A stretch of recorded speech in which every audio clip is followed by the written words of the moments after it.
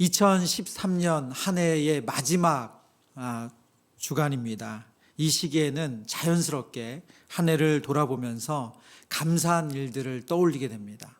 또 한편으로는 부끄럽고 후회되는 일들을 생각하게 되는 시기이기도 합니다.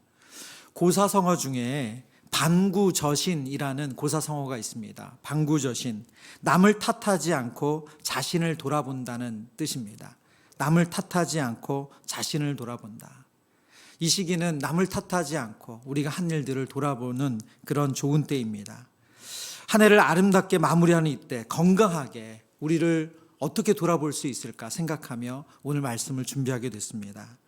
그러면서 한 해를 마무리할 즈음에 정말 자주 생각나는 말씀이 오늘 본문의 말씀입니다. 오늘 본문의 말씀은 예수님의 비유죠. 본문에 등장하는 포도원, 이 포도원은 이스라엘을 상징하고요. 그리고 무화과 나무는 예루살렘 또는 유다를 상징합니다. 그리고 포도원의 주인은 하나님을 상징하고 포도원 지기는 예수님을 상징합니다. 포도원 지기이신 예수님께서 열매 맺지 못하는 예루살렘 또는 유다를 위하여 하나님께 간구하죠.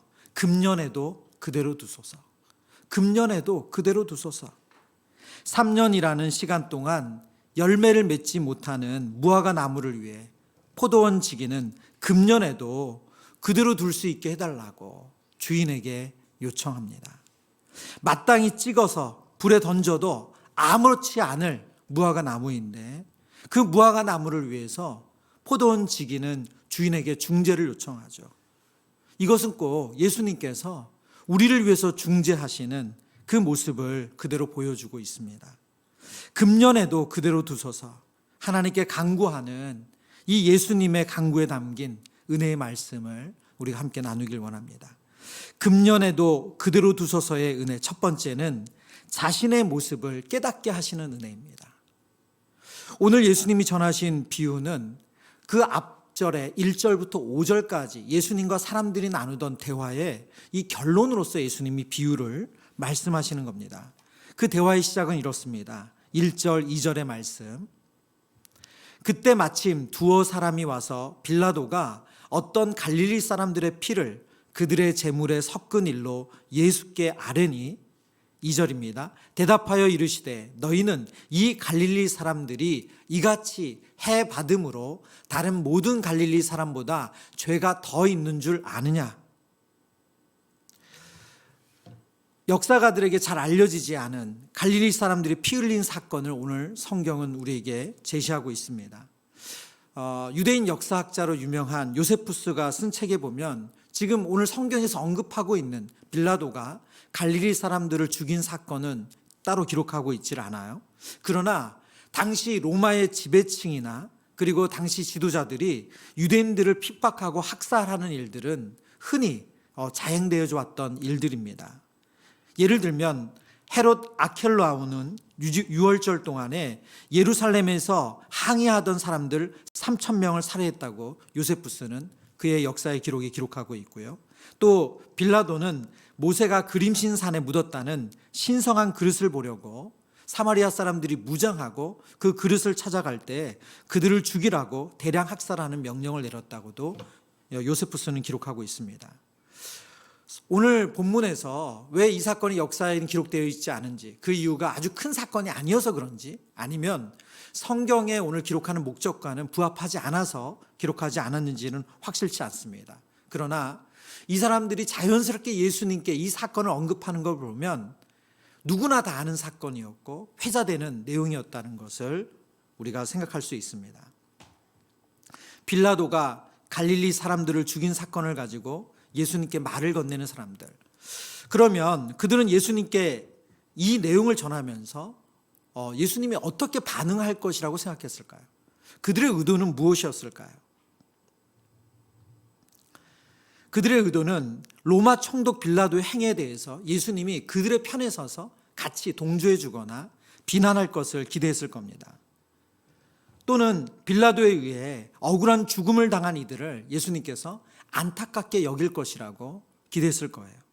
그러나 2절의 대답은 그들이 예상한 답과는 전혀 다른 대답을 오늘 예수님이 하고 있습니다. 너희는 이 갈릴리 사람들이 이같이 해 받음으로 다른 모든 갈릴리 사람보다 죄가 더 있는 줄 아느냐.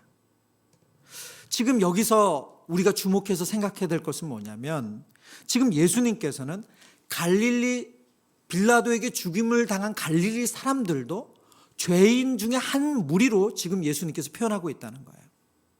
너희는 이 갈릴리 사람들이 이같이 해 받음으로 다른 모든 갈릴리 사람보다 죄가 더 있는 줄 아느냐. 빌라도에서 죽임을 당한 갈릴리 사람들도 죄인이라는 거예요. 그리고 그들만 죄인이 아니라 지금 그들에 대해서 안타깝게 여기는 다른 갈릴리 사람들도 죄인이라는 얘기를 지금 예수님이 하고 있습니다. 당시 사람들은 어떤 큰 일을 당하면, 예를 들어서 사람들이 생각하기에 있으면 안 되는 일을 당하면 인과율적으로 그들은 그 일을 당할 만큼의 죄가 있었기 때문에 바로 그런 일을 당했다고 생각했습니다. 우리가 지난 한 2달여간 욥기를 통해서 이 인과율로 죄와 형벌을 생각하는 내용을 오랫동안 묵상했습니다. 지금 예수님께 이 사건을 이야기하는 사람들 마음에는 그들은 빌라도를 자신의 잣대로 먼저 판단했죠. 빌라도의 행위가 악하다라고 판단한 것이고, 그리고 빌라도의 죽임을 당한 사람들도 자신들의 잣대로 볼 때 그들도 무슨 이유인지는 알 수 없지만 그럴 만한 뭔가 죄가 있었을 것이다 라고 생각했던 것입니다. 그러나 예수님은 지금 그들의 모습, 이 이야기를 하는 그들의 모습을 지금 깨닫게 하시는 겁니다. 누가복음 13장 3절 이어서 예수님께서 이렇게 말씀하세요. 같이 읽어보겠습니다. 너에게 이르노니 아니라 너희도 만일 회개하지 아니하면 다 이와 같이 망하리라. 아멘. 아멘. 너에게 이르노니 아니라, 지금 너희가 생각한 대로 그들이 다른 갈릴리 사람보다 더 악한 죄, 더 많은 죄를 지어서 그런 그들이 빌라도에게 죽임을 당하는 그런 형벌을 받은 것이 아니다. 하나님 앞에 모든 사람이 죄인이라고 지금 예수님 말씀하고 있습니다. 그리고 그 죄인은 하나님 앞에 심판을 받는다. 예외는 없다. 지금 그 말씀을 하고 계세요. 예수님이 그들과 이 말씀을 하시면서 이후에 한 사건을 또 예를 드세요. 그들도 모두가 다 아는 사건이었던 거죠. 누가복음 13장 4절의 말씀입니다. 또 실로암에서 망대가 무너져 치어 죽은 18사람이 예루살렘에 거한 다른 모든 사람보다 죄가 더 있는 줄 아느냐. 큰 사고로 망대가 무너져서 예루살렘에서 18명이나 죽음을 당했어요. 지금 그 사건을 예수님께서 언급하시면서, 그러면 그렇게 죽은 사람들은 예루살렘에 있는 다른 사람들보다 더 중한 죄를 지어서 그런 일을 당한 줄 아느냐? 아니라는 거예요. 모든 사람은 죄인이고 모든 사람은 하나님 앞에 그 죄에 대한 형벌을 받습니다. 예수님은 질문한 사람들이 자신의 모습을 보기를 원하셨어요. 너희도 똑같은 죄인이다. 우리가 죄인이라는 것을 깨닫는 것이 은혜인 줄 믿습니다. 예수님은 우리를 그 자리로 인도하고 계세요. 내가 누구보다 나아라는 착각, 혹은 이만하면은 충분하다는 그 착각, 그 모두는 하나님의 말씀이 아닌 내가 정한 기준입니다. 로마서 3장 23절의 말씀 같이 읽어보겠습니다. 모든 사람이 죄를 범하였음에 하나님의 영광에 이르지 못하더니, 하나님께서 우리에게 주신 기준은 아주 명확합니다. 바로 하나님의 영광이고 하나님의 거룩함이 기준이에요. 그 하나님의 거룩함, 영광에 이르는 사람은 없다라는 것이 성경의 선언입니다. 금년에도 그대로 두소서, 이 지금 예수님의 이 간구가 아니었다면 우리 또한 하나님 앞에 그 심판을 받고 형벌을 받을 수밖에 없는 인간입니다. 누구도 자신이 맺은 열매를 가지고 하나님의 기준을 만족시킬 수 있는 사람은 없습니다. 예수님은 오늘 그런 생각에 빠진 사람들, 그런 착각에 빠진 이들에게 자신의 모습을 깨닫게 하시고 있습니다. 오늘 이 예수님의 말씀을 통해서 아, 나도 죄인이구나 라는 것을 깨닫는 것이 은혜인 줄 믿습니다. 두 번째, 금년에도 그대로 두소서에 담겨 있는 은혜는 참고 기다려주시는 은혜입니다. 본문을 자세히 묵상해 보면 좀 이상한 것이 있습니다. 왜냐하면 지금 이 농장은 포도원 농장이에요. 그렇죠? 포도원 농장입니다. 그런데 지금 이 등장하는 나무는 무슨 나무죠? 포도나무가 아니라 무화과 나무예요. 그렇죠? 포도원 농장에서 왜 포도나무 얘기 안 하시고 무화과 나무 얘기하시는가? 지금 이 무화과 나무는 포도원 농장에 심겨져 있습니다. 성경학자들은 이것을 특별한 대우라고 표현합니다. 무화과 나무는 해마다 두 번을 수확하는데 한 번은 5월과 6월 무렵, 그리고 8월과 10월 무렵에 수확을 합니다. 오늘 성경에 보면 지금 주인이 3년이라는 기간 동안 이 무화과 나무에서 열매가 맺혀지기를 기다렸어요. 그러면 열매를 맺는 시기를 6번이나 지난 거죠. 그러나 그 6번의 기회 동안 이 무화과 나무는 어떤 열매도 맺지 못했다는 거예요. 그것도 포도원에서 무화과 나무 하나로 특별 대우를 받으면서 지금 이 무화과 나무가 심겨져 있는데 어떤 열매도 내지 못했습니다. 누가복음 13장 7절 말씀 우리 같이 읽어보겠습니다.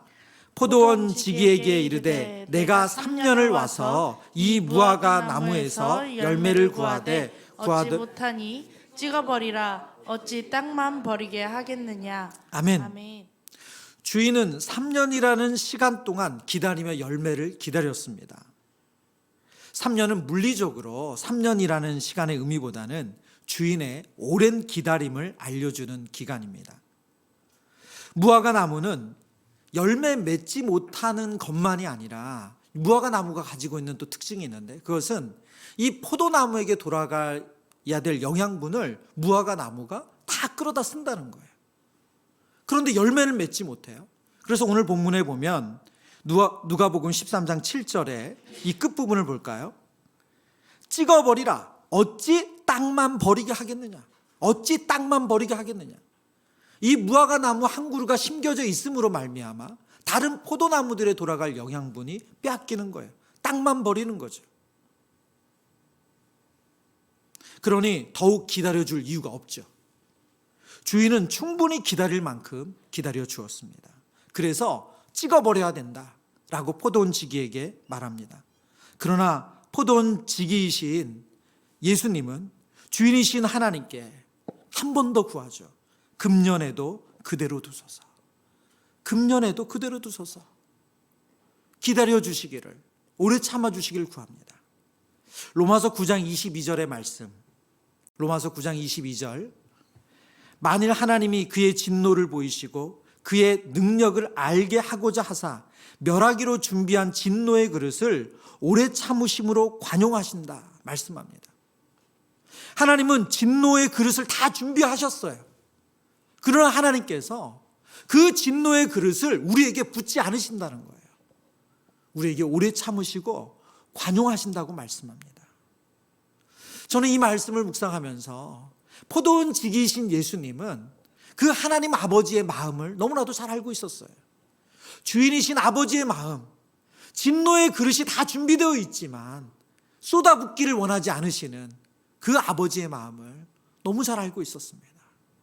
금년에도 그대로 두소서. 하나님의 오래 참으심과 하나님의 관용의 마음을 포도원 지기이신 예수님은 너무 잘 알고 있었습니다. 한 해를 결산할 때 우리의 삶에 분명히 잘한 것도 있습니다. 나 올해 이거 참 잘했어. 나 성장했어. 그리고 참 부끄럽지 않고 너무 떳떳한 일들도 있습니다. 그러나 반대로 부끄럽고 감추고 싶은 과오들도 많습니다. 그러나 우리가 잘한 것과 못한 것을 계산해서 그래, 올해는 내가 이만큼 했으니까 나 잘한 것 같아. 이런 결론을 낸다면 이것은 우리가 하나님 앞에 나아갈 수 있는 그런 결론이 아닙니다. 왜 그렇습니까? 누구도 우리가 가지고 있는 공로를 가지고 하나님의 의를 만족시킬 수 없기 때문에 그럽니다. 그러면 우리가 무엇을 가지고 나아가야 됩니까? 우리가 나아갈 수 있는 건 오직 한 가지, 예수 그리스도의 의밖에 없는 줄 믿습니다. 그리스도의 의를 가지고만 주님께로 나아갈 수 있지, 내가 작년보다 올해 이만큼 나았으니까 그래서 이것으로 하나님을 만족시킬 수 있다, 하나님을 흡족하게 할 수 있다, 그런 인생은 없습니다. 지금도 우리 주님은 기다려 주십니다. 우리가 우리 자신의 의가 아니라 예수 그리스도의 의를 가지고 하나님 앞에 나오기를 기다리시는 줄 믿습니다. 세 번째, 금년에도 그대로 두소서에 담겨 있는 은혜는 열매 맺을 수 있도록 도우시는 은혜입니다. 8절과 9절의 말씀 우리 한 번 더 같이 읽어보겠습니다. 대답하여 이르되 주인이여 금년에도 그대로 두소서. 내가 두루 파고 거름을 줄이니 이후에 만일 열매가 열면 좋거니와 그렇지 않으면 찍어 버리소서 하였다 하시니라. 아멘. 포도원 주인은 주인에게 간구합니다. 주님, 찍어버리지 마시고, 찍어서 불에 던지지 마시고 한 해 더 저에게 기회를 주세요. 한 해 더 저에게 기회를 주세요. 그러면서 포도원 주인은 뭐라고 말합니까? 내가 두루 파고 거름을 줄이니, 내가 두루 파고 거름을 줄이니 이후에 만일 열매가 열면 좋거니와. 무슨 말입니까? 열매 맺을 수 있도록 제가 두루 파고 거름을 주겠습니다. 포도원 지기는 무화과 나무가 열매 맺을 수 있도록 그가 할 수 있는 모든 수고와 희생을 아끼지 않겠다고 주인에게 말합니다. 그리고 주인을 설득합니다. 만약 그렇게 했는데도 그 무화과 나무가 열매를 맺지 못한다면 그때 찍어버리시라고 주인에게 말합니다. 이것은 분명히 비유라고 말씀드렸습니다.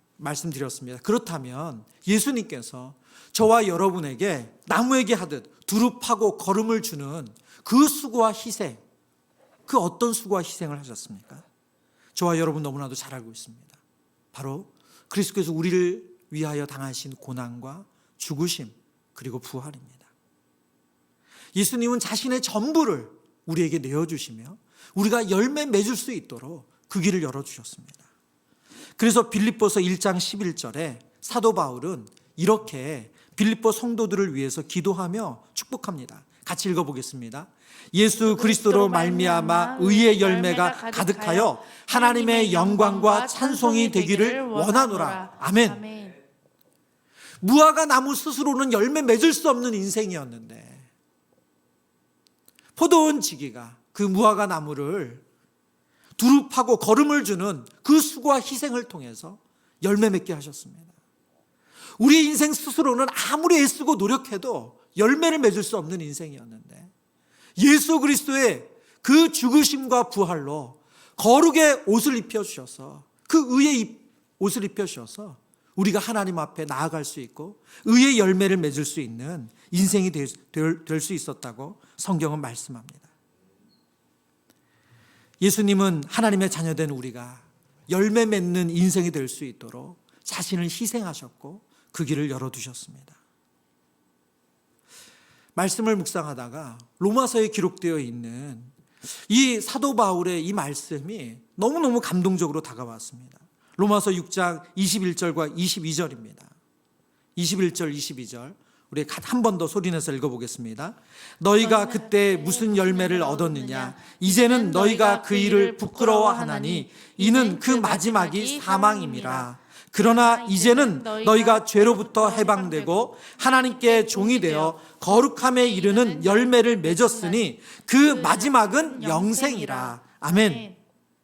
로마서 6장에 기록되어 있는 아주 중요한 말씀 중에 하나는 우리가 그리스도와 함께 합하여졌다는 것입니다. 우리가 예수님이 십자가에 죽을 때 그리스도와 합하여졌고 예수님께서 그 죽음에서 다시 살아나실 때도 그리스도와 합하여졌다. 그래서 합하기 이전에 그때에는 무슨 열매를 얻었느냐? 그때는 사망이라는 열매밖에 맺을 수 없었다는 거예요. 그러나 이제는 그리스도와 합한 우리는 죄로부터 해방되어서 하나님께 종이 되어 거룩함에 이르는 열매를 맺을 수 있게 되었다 말씀합니다. 금년에도 그대로 두소서. 이 은혜가 임한 인생들에게 예수 그리스도의 의의 옷이 입혀져서 의의 열매를 맺을 수 있는 은혜가 있는 줄 믿습니다. 저와 여러분이 내년 한 해도 소망할 수 있는 그것은 내가 더 애쓸 수 있기 때문에, 내가 더 가능성이 있기 때문이 아니라 그리스도의 은혜를 의지함으로 우리에게 열매 맺을 수 있는 소망이 있는 줄 믿습니다.